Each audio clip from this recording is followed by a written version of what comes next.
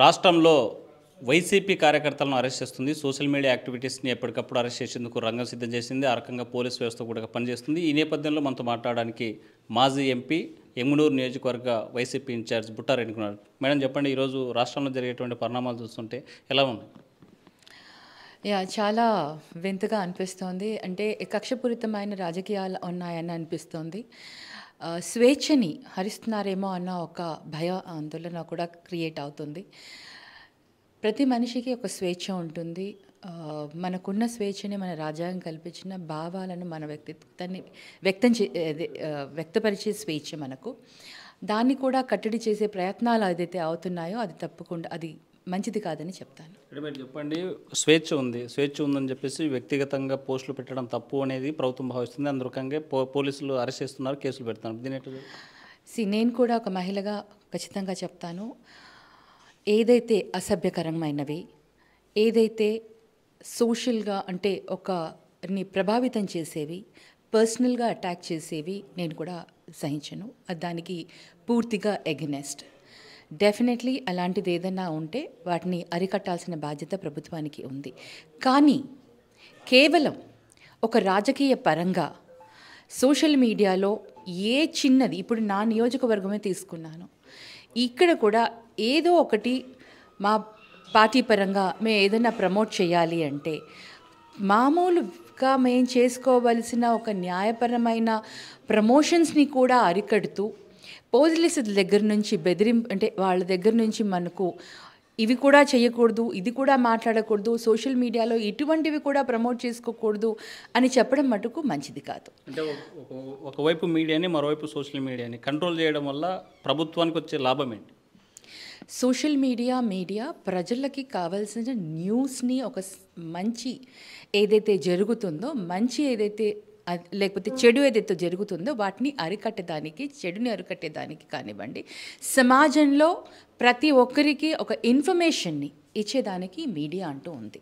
Social media కూడా అదే విధంగా ముందుకు వెళ్తుంది. కానీ వాస్తవాలని కాకుండా అవాస్తవాలని ముందుకు తీసుకువెళ్తే అది సమాజానికి హానికరం. ఏదైతే మనం చేస్తున్న మంచిని కానివ్వండి, లేకపోతే మనకి జరుగుతున్న అన్యాయాలను కానివ్వండి, అరికట్టేదానికి మనం మీడియాని వాడుకోవడం కరెక్ట్. కానీ మీడియాని ఎప్పుడైతే మనం తప్పుగా తీసుకుని వెళ్తామో అది రాంగ్. నేను కూడా ఒప్పుకుంటా. ఈరోజు ఏం జరుగుతుంది అంటే, నేను మొత్తం మీద చెప్పట్లేదు, కొన్ని కారణాలు, కొన్ని ఏవైతే నా దృష్టికి వచ్చిన ఏదైతే ఉన్నాయో వాటిని బేస్ చేసుకొని ఇవాళ నేను మాట్లాడుతున్నాను.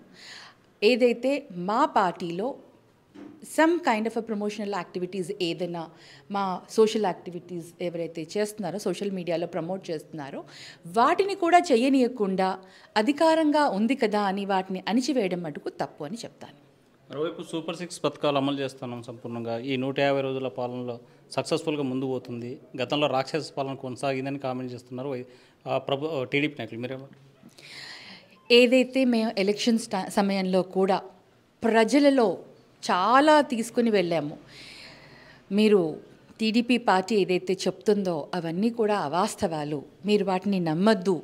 గతంలో కూడా 2014లో కూడా ఏ విధంగా మోసపోయారో ఈసారి కూడా అదే విధంగా అవుతుంది అని ప్రజలని చైతన్య పదంలో తీసుకెళ్ళి వాళ్ళని తెలియచేయాలని మేము చాలా చెప్పాము. కానీ ఆ రాంగ్ ఇన్ఫర్మేషన్లో ఏదైతే సూపర్ 6 అని అట్రాక్ట్ చేసే స్కీమ్స్ తీసుకొని వచ్చి ప్రజల్ని ఏదైతే మభ్యపెట్టారో వాళ్ళు దాన్ని సక్సీడ్ అయ్యగలిగారు, బాగా సక్సెస్ అయ్యారు. ఇప్పుడు ప్రజలు రిగ్రెట్ అవుతున్నారు. ఇప్పుడు ప్రజలు అనుకుంటున్నారు మేము ఏదైతే అనుకున్నామో అది ఏది రావట్లేదు. ఒక వైఎస్ఆర్సీపీ ప్రభుత్వం ఒక్కటే ఏవైతే హామీలు ఇచ్చారో నవరత్నాలు వాటన్నిటిని కూడా అమలుపరుచుకుంటూ మొదటి సంవత్సరం నుంచి ఏ రాజకీయ పార్టీలు కూడా చెయ్యని విధంగా ఏదైతే మేము హామీలు ఇచ్చామో అవన్నీ ఫస్ట్ డే నుంచి మేము వాటిని అమలుపరుచుకుంటూ వచ్చాం.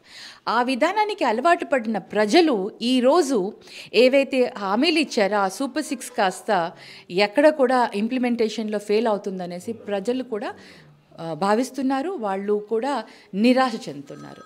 మీరు చూస్తే నిన్నటి బడ్జెట్ ఏదైతే ప్రవేశపెట్టారో ఆ బడ్జెట్లో కూడా ఎక్కడా కూడా ఈ సూపర్ 6కి సంబంధించినవి లేవు. కొన్ని అంశాలను మాటకి తీసుకున్నారు. వాటికి కూడా బడ్జెట్ అలొకేషన్ అనేది చాలా తక్కువ అమౌంట్ తోటి తీసుకొని వచ్చారు. మరి వాటిని ఏ విధంగా ఇంప్లిమెంట్ చేస్తారో అనేది ఇప్పుడు మనం చూడాల్సింది. అంతేకాకుండా గ్యాస్ సిలిండర్ సంవత్సరానికి 3 సిలిండర్లు ఇస్తా అని చెప్పి 1 సిలిండర్ ఇస్తున్నారు.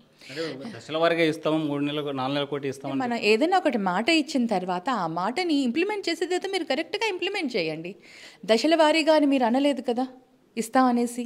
ఆ రోజు మీరు దశల వారీగా ఇస్తా అని చెప్పి ఉంటే ఈ రోజు అలాగే ఇంప్లిమెంట్ చేస్తే ఎవరు అడగరు. మేనిఫెస్టో అనేది ఏదైతే మనం ఒక్కసారి ప్రజల్లోకి తీసుకెళ్తామో ఆ మేనిఫెస్టోని యాజ్ ఇట్ ఈజ్ ఇంప్లిమెంట్ చేయాల్సిన బాధ్యత రాజకీయ పార్టీలకి ఉంది. ప్రభుత్వం మ్యాండేట్గా వాళ్ళకి ఇచ్చినప్పుడు, ప్రజలందరూ కూడా ఒక మ్యాండేట్ ఇచ్చినప్పుడు ఆ హామీలను నిలబెట్టుకోవాల్సిన బాధ్యత కూడా ఉంది అని నేను అనుకుంటాను. మీ నియోజకవర్గంలో ఎక్కలేని విధంగా బెల్ట్ షాపులు విపరీతంగా తెరిచారని ప్రతిపక్ష పట్టాలు, వామపక్షాలు కూడా ఆందోళన చేస్తుంది. దీన్ని ఎట్లా చూడాలి? అదే కదా ప్రాబ్లము. లిక్కర్ షాప్స్ని ప్రైవేటైజ్ చేశారు, ఓకే.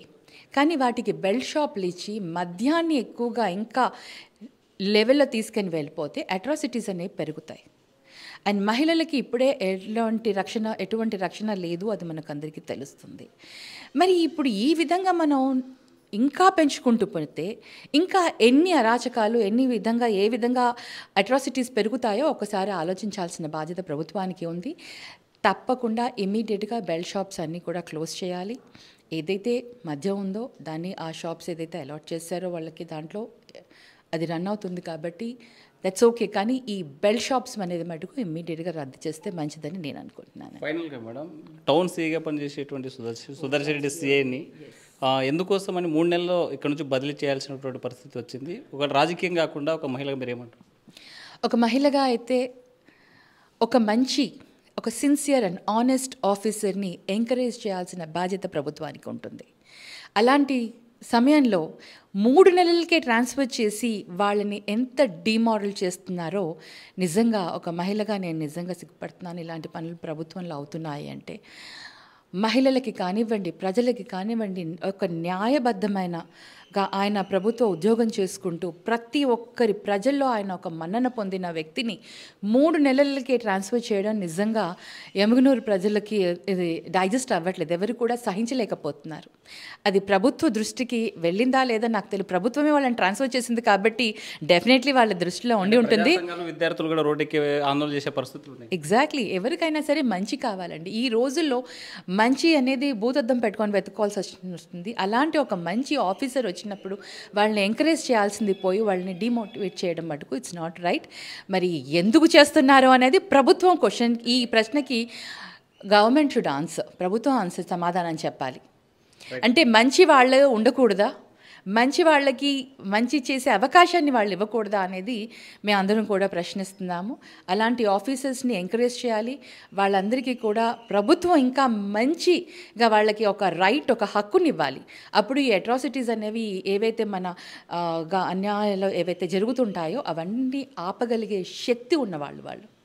అలాంటి వాళ్ళు ఇంకా ముందుకు రావాలి. అలాంటి వాళ్ళకే పొజిషన్స్ ఇవ్వాలని నేను కోరుకుంటాను. రైట్. సోషల్ మీడియా యాక్టివిటీస్ని అక్రమంగా అరెస్ట్ చేస్తున్నారు. తప్పుడు మనం పార్టీ చేసేటువంటి కార్యక్రమాలు ప్రజల్లో తీసుకోవడానికి అడ్డుకోవడం కోసమే ఉద్దేశపూర్వకంగా కేసులు పెట్టి వేధిస్తున్నారు. మరోవైపు సీఐని బదిలీ చేయడం అక్రమం.